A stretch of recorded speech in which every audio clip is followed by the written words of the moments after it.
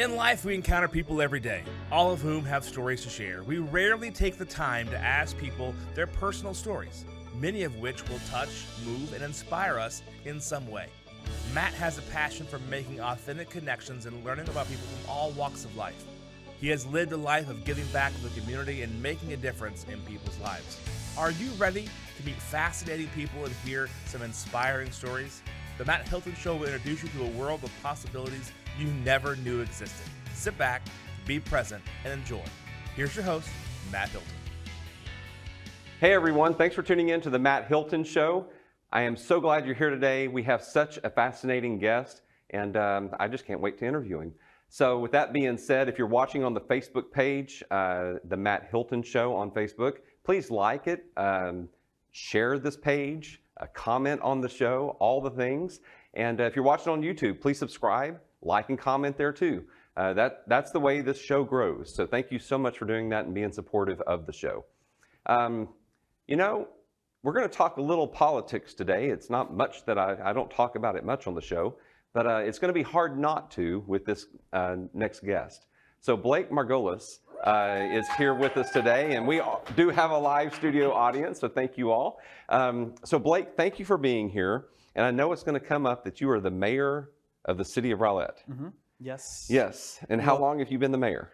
So it's been about 1 year and 6 months, and thank you for having me on to talk about what's going on in Rowlett and why I'm here. Yeah, for sure. So you've been there for how long did you say? About 1 year and 6 months. 1 year and 6 months. I am counting. You are? I am. Until the next election? Yeah, we'll see. Yeah. I was hoping to get something out of you. Yeah, no. Okay, so with that being said, let's start back when you were a young kid. Mm-hmm. I heard a story about when you were 5 years old, you did something. Yeah, so what did you do? Right, I was 6 years old. 6. And yeah, 6, big difference, right? And I lived in a kind of a newer neighborhood at the time, and next to it was a field. And in that field, the city put up a sign, a big billboard, basically said, future park. And 3 years later, the park still wasn't there, and that sign was starting to rot and fall down. Okay. And so I saw signs around the city that said town hall meeting, and it gave a date, and I told my parents I wanted to go to the town hall and ask the city council why the park was not built, even though there was a sign there. And so I got my suit and tie on and had prepared a speech that I wrote down on a piece of paper, and I had it with me ready to speak to the city council and the mayor at the town hall meeting. Went there and actually did that, and I feel like if I actually knew what I was doing, I would have been terrified. But for some reason, I wasn't nervous at all about it. Mm-hmm. And so the mayor had me come up and had me point out to the audience on the map where the park was that I was talking about. And the mayor proceeded to say at the time that we had run into a recession. Of course, I'm 6 years old. What is that? And that had changed things. Funny, the next day after the town hall, all of the billboard signs that they put up in what would have been future parks were taken away. So since from that point, I had a meeting with the Parks Advisory Board, and they talked to me about what it would take to get a park there. And it would have been, even at the time, fairly expensive. And just the city didn't have the funding. And to this day, that park is still not there. What? I know. So that may have to be one of the things that We're talking 17 years later. Yes. Yeah. So y'all, if you don't know, he's 23. 24. 20, so sorry. There we go. A year again, a year difference. Well, big 24, difference, big difference. yeah. No, but when it comes to your age, it is a big difference. So 24 years old. And did I hear right? Now, again, I just messed up on your age, so maybe I heard this wrong too. Are you the youngest mayor of a city over 50,000? That's what I've been told, so it must be true. Okay. Did the internet tell you that? Well, if the internet said it, you got to believe it. It's got to be true. Yeah, absolutely. Okay. Yeah, so from that point, I kind of had an interest from the town hall. I said, that looks interesting. That I think I might have a passion in that maybe. And fast forward to about. Okay, let's not fast forward yet. Yeah. Let me go back a minute because I had some other questions as well. Sure.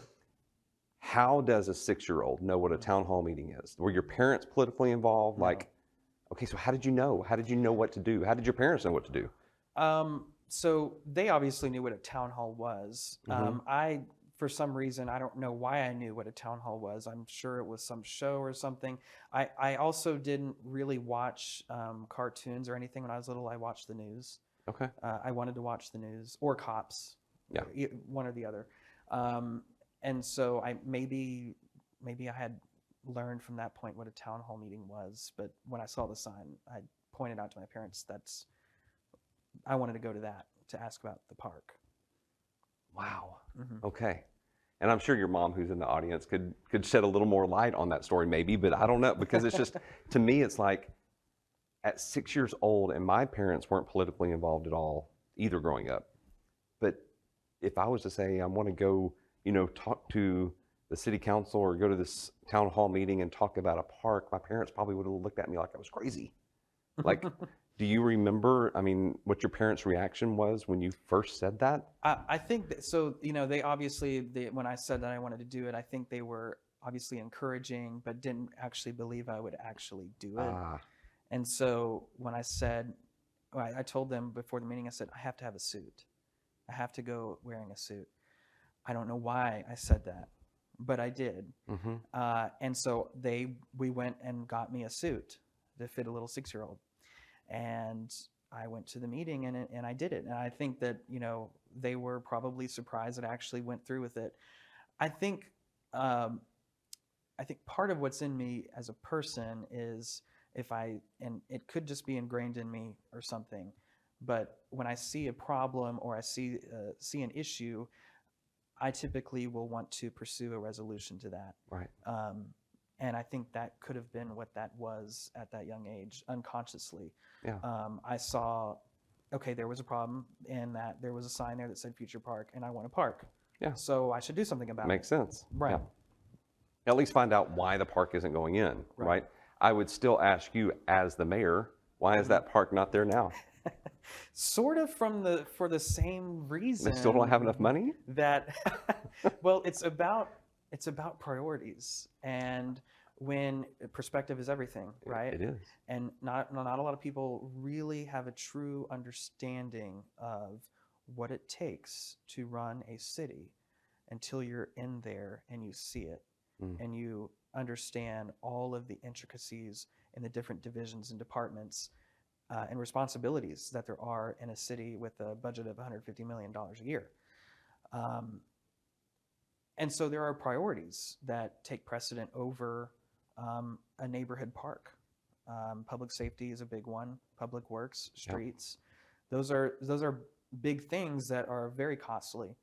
And so it's just a matter of time and prioritization. Sometimes it takes 2 decades, 3 decades to see a project fully through, depending on the scope and size and cost. Yeah. Okay, so you were going to fast forward a little bit a while ago, and I stopped you for a minute. So you had this experience going before the town hall. Did you go to college? Did you get an education in political science or anything like that? So I actually just graduated last week. Congratulations. Thank you. Yeah. And have my degree in national security. So quite different Yeah. than what some people think I would actually pursue. But I do have another passion that isn't local government related that I might be interested in pursuing. And what is that other passion? National security. National security. Okay.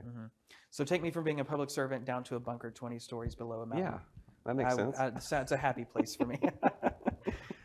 No windows. No windows. Just get me down there. I've been out in the public too much, so okay. get me down. Got it. No. Oh, that's great. Okay, so national security. So, wow, that's a degree I haven't heard very many people say that they have. Yeah, there's no. Yeah. But before that, before getting on council, I was pursued by the Parks Advisory Board chairman for the city, who, when I was 6, he was the chairman of the Parks Board at the time as well, and remembered me and said, "Do you want to serve on the Parks Advisory Board as a junior alternate member?" Oh. And so his name is Wayne Baxter. Okay. Still a great friend of mine. And what year was this? Do you remember? Oh, it would have been 2014 or 2015. Okay. I said, yes, of course. So it had renewed my passion in local government. And once I got on that board and realized, that, even at a young age, I can be involved at the table and helping and making decisions, it just really put a fire under me about what more I could do impact-wise in a position in local government, and what, how important city government is for our everyday lives. Yeah. And we don't even realize it. And, so a few years later, there was a special election for city council, and I thought to myself, it's kind of a crazy question I asked myself, and I said, should I run for city council? And I'm like, no, that's crazy. I'm 18. That's absurd. And I talked to my parents about it, and of course they're like, yeah. Did you see who was previously elected? Sure, you can do that. So if they can do it, you can do it. Right. And I'm like, oh, okay. I don't know what that says about me or them, but either way. It's all perspective. Right? So I said, well, what's the worst that can happen? Yeah. No, right? I don't get in. Okay, that's the worst that could happen. But at least I tried and gained that experience and knowledge of running for election and meeting all the people that you meet going through an election process. So you were 18? I was 18, yes. And were you out of high school at that point? No, I was not. In fact, when I got elected, I didn't graduate high school until a month after that. Wait, so you were an elected official in high school? In high school. Yeah. That's pretty awesome. Yeah. Okay. So when you walked across the stage, did they say, "Oh, city councilman"? No. Oh, okay. No. All right. So I got on council, and overwhelming support just blew my mind. 63% of the vote. What? Amazing. With 2 opponents.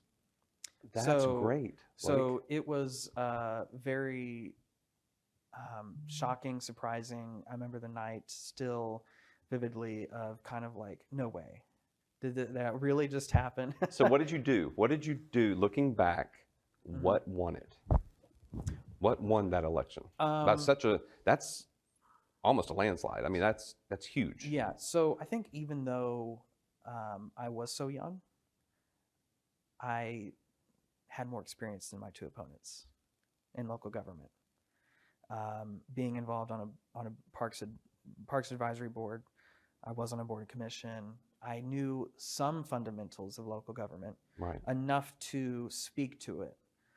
Not really expertly like I could today, but I knew enough that I was somebody who had more experience than my opponents, which sounds crazy, and an 18-year-old knowing more about local government and being more involved in local government than my 2 opponents. But that was the case, and I think that people saw that maybe, additionally, on top of the experience, maybe there's something new that he can bring to the council than what the status quo that had existed there for was. So I think that's what I think that may have been. In fact, some of my biggest supporters were seniors. And not me as a senior, but the other seniors, right? I mean, and thanks still, for the clarification. Yeah, and still to this day, actually, those are some of my biggest supporters and some of my best friends.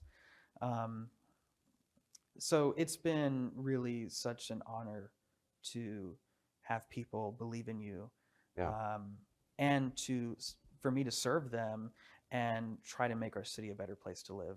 Was it a single member district? Was it an at-large seat? At large. At large. Yeah. Okay. So you had to campaign to the entire city, right? Yes. I've run for office before, and in 2015 for the city of McKinney, and lost that by 18 votes.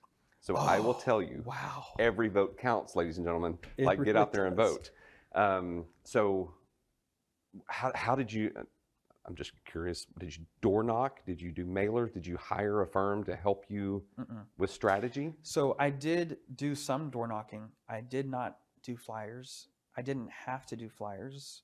One, well, they're very expensive. Two, there was so much energy and attention around the campaign that I don't know that it would have made much of a difference. And not many people really today really pay attention to the Flyers junk or mail. postcards, 'Cause it's junk mail. Yeah. You know, I see something, it's immediately in the trash. So I'm just thinking about that, you know, all the money that you spend on something like that, is it really having an effect? Yeah.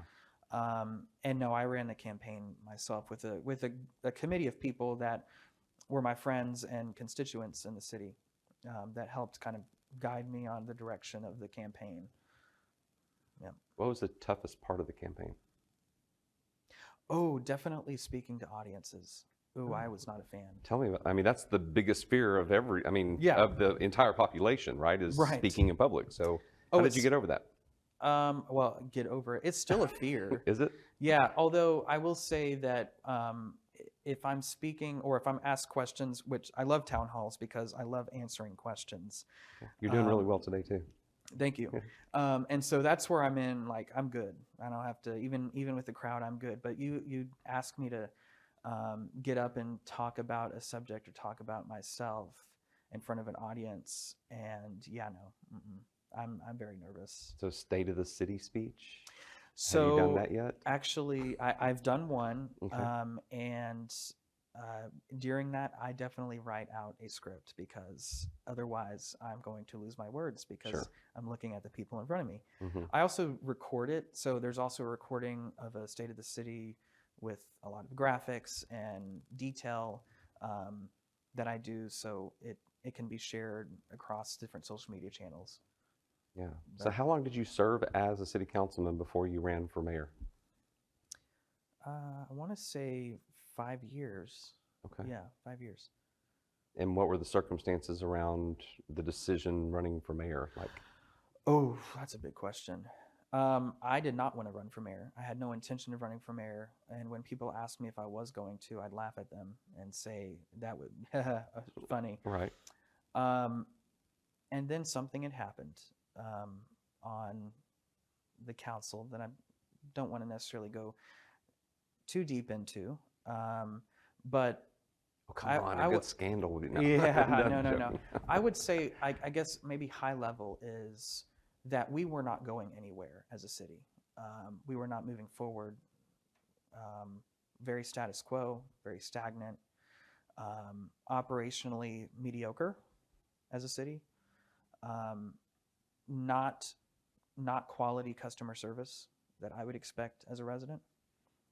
And so there was a period there where I said, you know, since nobody in the last several decades has been willing or understood that there were these issues or was willing to do anything about it, since I'm always complaining about it, why don't I do something? Since, again, like I said, that's just kind of seems to be in me even from a young age, is I see an issue, do something about it. Right. Don't just complain about it. And even though you do have some power and control as a council member to do something about it, the weight of that increases as mayor, as you can drive an agenda. And the agenda for me, the number one most important priority of becoming mayor was to change the way we do our business as a city, to be more efficient, more effective, more customer friendly. And that takes time because we're talking about a culture in our organization that is really, honestly, mediocre. Even though as mayor I don't have any operational oversight of staff other than the ones that council directly hires, council does hire and fire the city manager, and ultimately the buck stops with them on how we're performing as a city operationally. And so that was really important to me that we changed, and that did require a change at the top. And so now we hired a new city manager, we've hired a new judge, we've hired a new police chief, we've hired there's more. Mhm. We're about to go hire a public works director, 2 assistant city managers. We're changing, and we're changing for the better. And sometimes when you get stuck in this whole status quo thing for, I would say this culture had really existed in the city for at least 2 decades, at least, of not really excelling, not really performing, not being our best. Mhm. That's hard to break out of, and sometimes that does require personnel changes. And so while I leave that to the city manager to decide, I wanted to be sure that the council hired a city manager who was willing to make those decisions. And the council chose the right person for that. And so I was honored to be a part of that process for selecting the new city manager. And ultimately, it's going to have a dramatic positive impact on our city going into the future. We're going to see the fruits of this leadership change in the coming years, and I'm really excited to be a part of it. And finally, I feel like I've done something to contribute meaningfully to the city that, while some citizens may not recognize or acknowledge, that's not the reason I do it. I can at least, whenever I'm done, say I left the city in a better place than when I found it. Yeah. And that to me is more important than anything else. Yeah, for sure. Mhm. When you ran for mayor, Mhm. were there any like obstacles during that election process? Yes, there was Uh-huh. actually. Yeah, I guess we're going to go there, aren't we? Let's go. So Nobody's going to watch the show. yeah. Yes, there was. Okay. There was a moment in the early part of the campaign that the city council at the time really gunned it after me. Okay. And I would likely attribute that to the desire not to change, or the desire not to do things differently, or the desire not to do things better.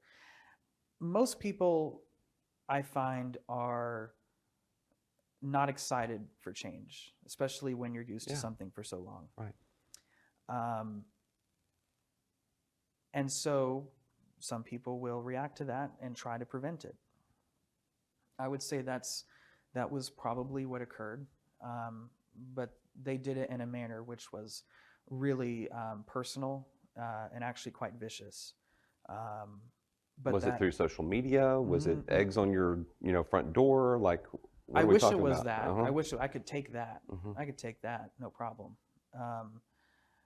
But no, it was the council filed or actually voted to censure me unanimously. Except for me, while you're running obviously, for mayor. while I'm running for mayor. So it was a political hit job, and you know what? You know what's so funny about it is that almost everybody saw it. They understood. Most people are smarter than what some politicians or elected officials give them credit for. Most people can read tea leaves if you lead them in the right direction. But it was so blatant and so obvious that everybody saw it. And so while it was a terrifying moment for me personally, because that, getting censured by your own colleagues that you had just served on the council with, had served right? for 5 years with, Yeah. right, was pretty brutal over something that was completely untrue, unfounded, and admittedly unfounded. Admittedly didn't have any evidence to support what they accused me of. They did it anyway because I think really what it is it's the desire not to change. Yep. And they knew that me running for mayor was going to bring in a different type of leadership that maybe they weren't so comfortable with. So yeah, that was a moment during the mayor election that was pretty brutal. But most people saw it for what it was, and in fact, it only energized the campaign and energized me. That's the best way to energize me and motivate me, is to challenge or say I can't do it, or basically try to throw a wrench, a wrench or a banana on my in my a way, grenade. Yeah. a grenade, and I'm like, oh, watch me, and the people just immediately drew to my campaign based off that, saying, we see it. Was there a time though, Blake, where you were like, right after the vote happened, was it a public? It was a public vote. Yeah. It was a public vote. Absolutely. Yeah. Wow. Okay. So once that happened, Yeah. was there a time where you were just like, you felt defeated? Or No, I at was that not. moment were you like, oh, just watch me? No, I was not going to be defeated. No way. Okay. No. No, at that point I was fighting for my future, because a vote of no confidence, basically what that was something that is going to follow me. And so for me, it was, no, I'm not being defeated. I'm not going to let these people get their way, Right. over politics. No. So I didn't even for a moment think that I was going to lose that battle. No way. That's great. Mm-mm. That's great. Wow.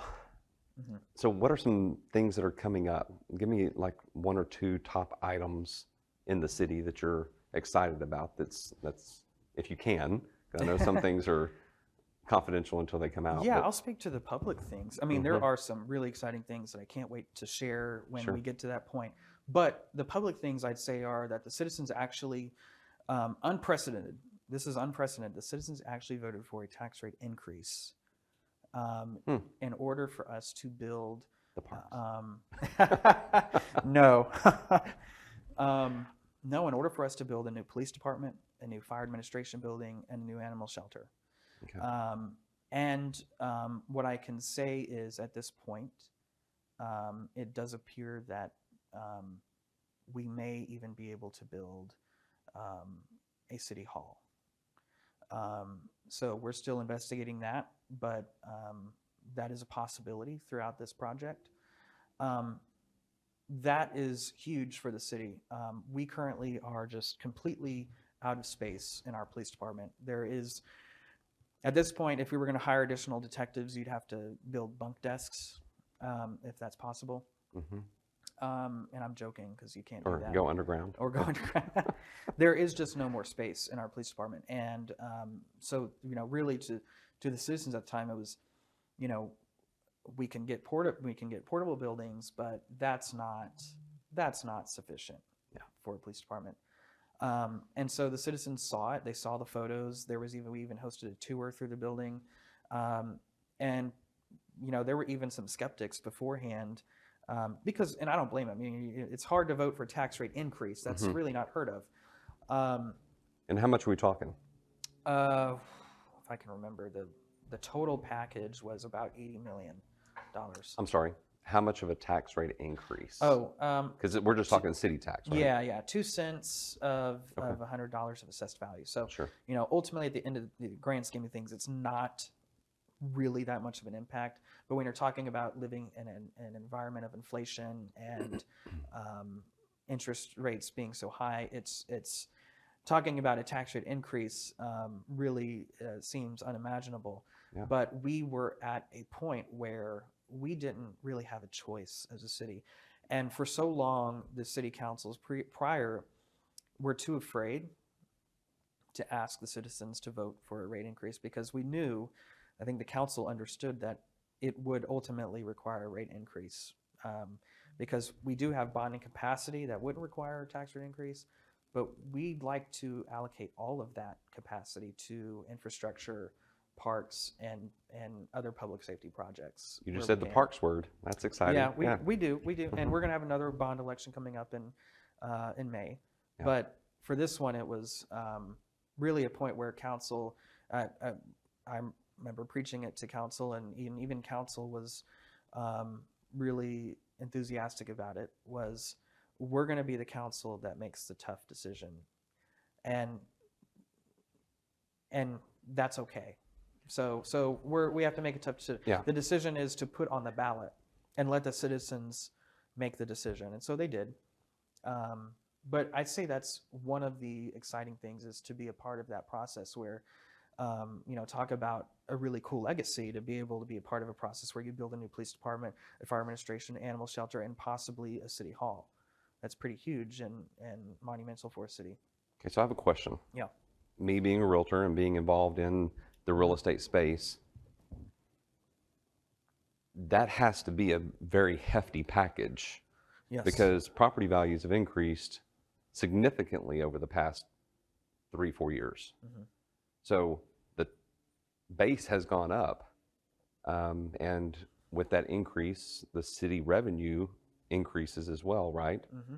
So I guess the city of Rowlett wouldn't even think about an effective tax rate at this point. Well, yeah, we're not there.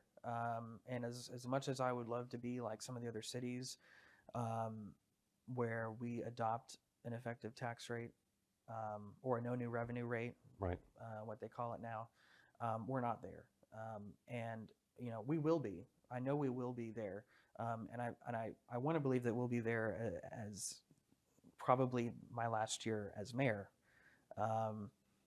if I don't run for re-election. But at this point, we've been dealing with decades of neglect, the city not doing things that we should have been doing, Yeah. replacing certain infrastructure that we should have been replacing. Years ago. Yeah. Decades ago. I mean, I'll give you an example. So I had been on council for 5 years, as you know. I became mayor, and 6 months after I became mayor, I learned I had asked staff why the Opticoms, and some people aren't going to know what that is. I'll explain it here in a second. Why the Opticoms were not working. I was told by some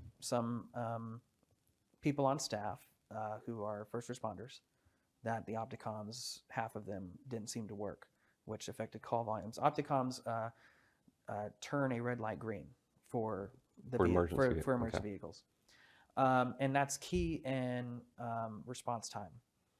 And our response time has been falling just a little bit, barely, but it's not been trending up. It's been trending kind of just slightly down. And so I was asking why, and I was told half the Opticoms don't work. So I asked the city manager and the staff there that, do you know anything about this? No. Okay. They went off and did their research, came back to me and said, so not only are half the Opticoms, or more than half the Opticoms, not working, almost every traffic signal box is running on floppy disk. What? So, okay, I'm 24. Right. What? Mm-hmm. Floppy disk. No, I'm 50 going, what? So I don't think And you're probably like, what is a floppy disk? Yeah. Well, I've heard the term before, but I don't think I've ever seen one. Right. So of course I'm getting red-faced. I'm like, you have got to be kidding me. Yeah. And I said, how much is that going to be? Right? Because it's floppy disk. No wonder our signals are poorly timed. Mm-hmm. And finding out that the project is going to cost upwards of $5 million. Just one thing, $5 million for 23 boxes. Wow. And we only had one spare floppy disk. So if one floppy disk went bad, no more spares. No more spares. We'd have to go on eBay or something and try to find, or call somebody. Hey, do you still have a floppy disk? So it's pretty amazing, and that's just one. That's just one of the examples of, peeling back the layers on the onion. Finding stuff, years of cover up, neglect. Really just that's really been the majority of the tenure as mayor. I can say that's been probably the number one focus and issue is the big onion of Rowlett. Right. And we're probably only halfway there. So again, when you're talking about decades of this kind of culture, it's going to take a while to get to the bottom of it and to fix it. Yeah. What did you do as a young kid for fun? I'm gonna switch gears on you real quick. Yeah, for fun,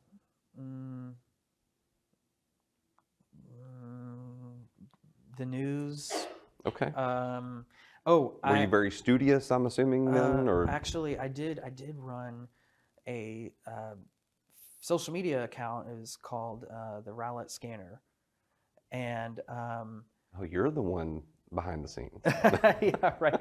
So I did do that, and I always forget that. But I think should have said that. That's one of the things that helped get me elected as council member. Okay. So I had 40,000-ish followers. Oh, wow. And it was basically, I'd listen to the scanner, Mm-hmm. and then any of the big stuff that would happen, the major wrecks or the fires or the shootings, I would post on it. And it, over the years gained a huge following, because people want to know, the sirens, they want to know Sure. what's going on. Most people are just kind of nosy about that and curious. I still am. I hear a siren, I'm like, I wonder what's going on. Right, If only right. I still did that. And so I think that, that's pretty much what I did. Is I started that at 13 and ran that until I was about 17. Okay. Yeah. Covered the terroristic incident in Garland, that Muhammad drawing, or I forget what they called it, the Muslim artist contest drawing, and it was like the first ISIS attack on U.S. homeland. Okay. I think that's what they referred to it as. Right. Covered that. Got mentioned in all kinds of national news articles because you're getting real time information out there. Of course, the 2015 tornado through Rowlett was Right. devastating. I was posting as the tornado was ripping through the city. Here's where it is. Take cover. It's at this corner, at this intersection. Brace yourself. It's coming. Right. And that's, you asked what I did as a kid. That's Yeah. pretty much what I did Yeah. as a kid. Okay. Nothing that any kids do. I didn't really have a real childhood. Right. Yeah. Now, as the mayor, you get paid big bucks, right? Oh yeah, big bucks. big bucks. Totally. So since you don't make big bucks, Right. What else do you do for a living? So again, I just graduated. So I was full-time college student Okay. and mayor, Okay. and now I'm mayor and currently trying to find out what I want to do next. Okay. Yeah. Any prospects? Anything that you're? Oh, I have not. Graduated last week, so I've not gotten to that point yet. But I'm certainly the preliminary stages of looking at what may be next. Okay. And when's the next election? So if I were to run for re-election, it would be May of 2025. Okay. So All we right. have, So you still have a little time. yeah, and then if I were to run again, it'd be termed out after that. Okay. Yeah, thank God for term limits. So 2 terms. Yeah. Okay. Got it. All right. Well, let's. Did you bring an item to show and tell by any chance? I did not. Oh no. Oh no, it's okay. It's all good. Oh darn. What was the item if you would have brought it? Like, Oh, what would be the item? it's an item that brings you joy when you look at it. An item that brings me joy. Oh my goodness. Say your mom and you brought her. Your mom. Really? I mean, I guess so. Yeah. Does she bring your jewelry? Maybe I did bring it. Subconsciously, after all. yeah, Subconsciously, I brought. I'm not going to ask you to come on stage. Don't worry about it. Honestly, truly, there's no way I would be where I'm at today without the full support of my parents and my mom. Truly, just I owe my life to them. They are everything to me. They're why I'm here. They support me no matter what I do, even if it's crazy, like running for council or like running for mayor. Right. Even though they're like, what are you thinking? It's still, we fully support you, and how can we help get you there? Yeah. And for that is just full debt of gratitude. So that is my joy. My parents are my joy. Sure. And so I did bring my mother. Yeah. Hi, Mom.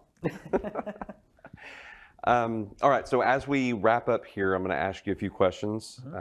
And since you've been going to college, and because of your age, like you probably haven't been too many places, but I don't want to assume. Is there a place in the world that you would like to travel to? So I've Actually, Open your imagination. right. Yeah. So I don't really travel often. I think I've been to Mexico a couple times. Okay. That is pretty much it. I mean, I've been to New York City. Yeah.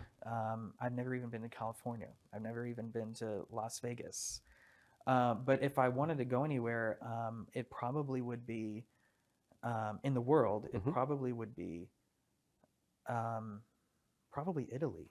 Okay. I've had some friends that went over there Mhm. recently. A couple friend groups that went there and have told me about the place and how interesting and cool it is. Like, well, that kind of sounds interesting. I've never been on that side of the world. Yeah. So it'd be kind of an experience. Yeah. That's No great. particular reason other No, than, that didn't have to be. yeah. And just to give you a little background, the reason I ask these questions is because I believe that people, especially grown-ups, have stopped dreaming and imagining. Mhm. And so I like to ask the questions to kind of open up that space to where you dream and imagine. And because I am a connector and networker, maybe someone who's tuning in can make a dream come true. That's So pretty interesting. I we'll like see that. what happens. Yeah. I mean, somebody may have some airline miles, and somebody else may have a timeshare in some part of Italy, and they can donate those and make something happen. So you never know. Wow. Yeah. That's really cool. Yeah. A person you'd like to meet that's living. A person I like to meet who's living. That's a deep question.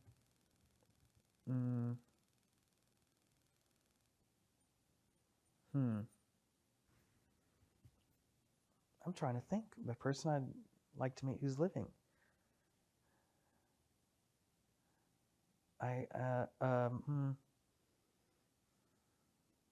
Yeah, I'm drawing a blank on that one.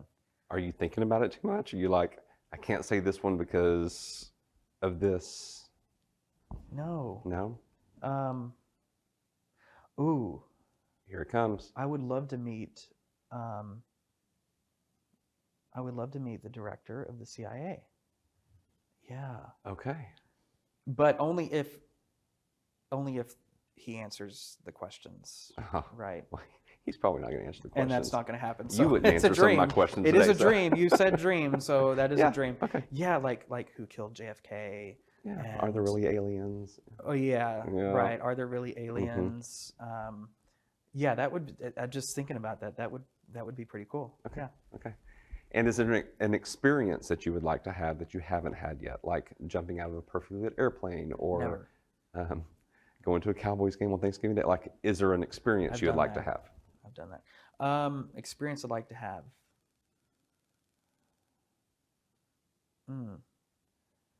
I, huh? Just say it out loud. What?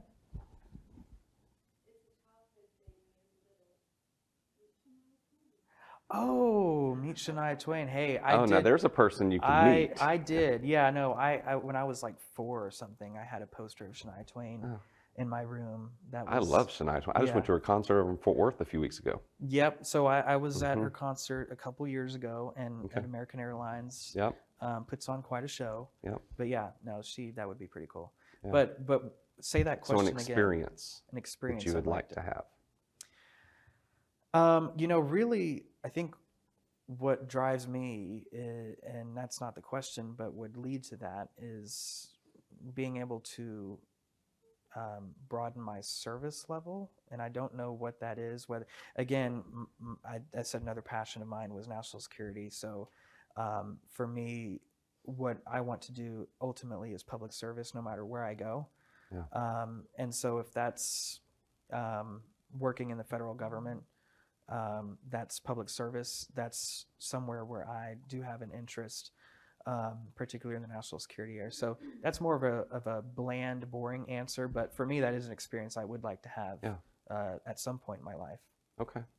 Very good. Mm-hmm. Well, as we wrap up, if you would look at that camera All right. and tell these little boys and girls that may be listening or tuning in today that may have a thought that they want to go to a town hall, or they may want to run for an office in the future, or whatever that looks like, but they're being told they can't do it. What would you tell those little boys and girls? It may sound crazy, it may be a dream, but you can achieve it. You can do it. You just got to put your mind to it, commit yourself to it, and lean on those who support you. to help you get there, and then you'll be successful. Yeah. It all starts with your mindset. Yeah. If you believe you can, Yep. if you think you can and you think you can't, you're right. Yeah, and then turn anything negative or this thing in you that says I couldn't do it. Use that as motivation to do it. Yeah. Prove yourself wrong. Prove others doubting you wrong. There we go. Yeah. Thanks, Blake. Thank you. Or Mayor. It's Blake. Yeah. All right, everybody. Thanks for tuning in today. And Blake Margolis is was the guest today. And it was such a fascinating interview. So thank you for tuning in. And please tune in next week as we have another fascinating guest with an inspiring story. Take care, y'all. With almost 20 years of real estate experience in the North Texas area, the professional realtors at Hilton Realty Advisors have helped over 500 clients with their housing needs. Hilton Realty Advisors covers all areas of real estate: buying, selling, building, investing, and renting. We deliver the keys to homeownership to all through integrity, love, and joy. Call us today for all of your real estate needs. If you'd like to contact Matt or know a fascinating person with an inspiring story that would make a great guest, reach out to the show at themattHiltonshow@gmail.com.